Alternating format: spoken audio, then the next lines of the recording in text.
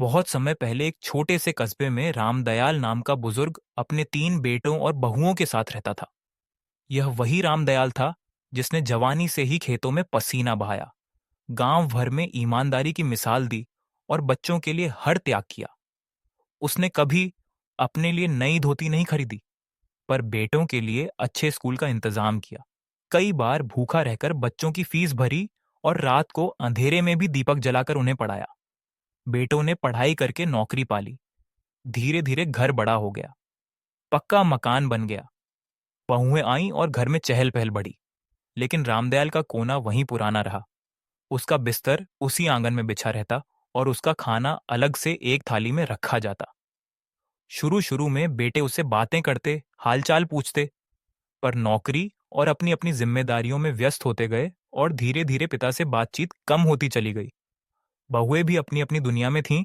उन्हें लगता कि बूढ़े पिता घर का बोझ हैं, जो हर काम में रुकावट डालते हैं, और यही सोचकर वे उन्हें कम ही पूछती। पिता अक्सर सुबह आंगन में चुपचाप बैठकर पुराने दिन याद करते। कैसे जब उनकी पत्नी जीवित थी तो पूरा घर एक साथ बैठकर खाना खाता था, बच्चे उनकी गोद में खेलते थे और हर शाम आंगन में हंसी ठिठोली गूंजती थी। अब वही घर खामोश हो गया था। बच्चे अलग कमरों में टीवी देखते, बहुएं मोबाइल में लगी रहती और बेटों के पास काम का बहाना रहता। एक दिन ऐसा आया जब तीनों बेटों में जायदाद को लेकर खटपट शुरू हुई।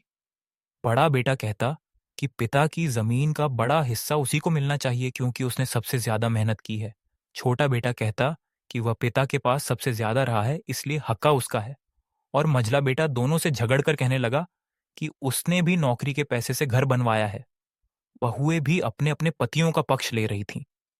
घर का आंगन जहां कभी पिता की हंसी गूंजती थी, आज वहां झगड़े की कर्कश आवाज गूंज रही थी। रामदयाल वहीं चुपचाप बैठा सब सुन रहा था। उसकी आंखों में आंसू थे, पर होंठ बंद थे। उसने सोचा कि क्या यही वो बेटे हैं जिनके लिए उसने अपना सब कुछ कुर्बान किया था।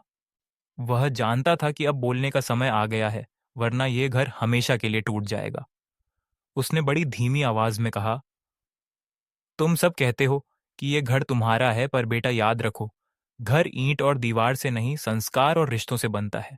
तुम में से किसी ने कभी पूछा कि मैंने अपनी जवानी में कितना सहा? मैंने खेत बेचे, कपड़े नहीं खरीदे, भूखा रहा, सिर्फ इसीलिए कि तुम्हें सुखी देख सकूं। आज तुम सब मेरे रहते रहते यह तय कर रहे हो कि किसे ज्यादा मिलेगा।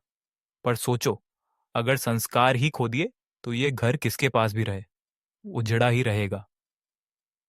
उनकी आवाज धीमी थी, पर असर ऐसा कि पूरा आंगन सन्न रह गया। बहुएं नीचे नजरें झुकाकर खड़ी हो गईं। बेटों की आंखें नम हो गईं। छोटे बेटे ने आगे बढ़कर पिता के पैर पकड़ लिए और कहा, बाबा, माफ करना, हम भूल गए कि आप ही हमारी असली जड़ हैं।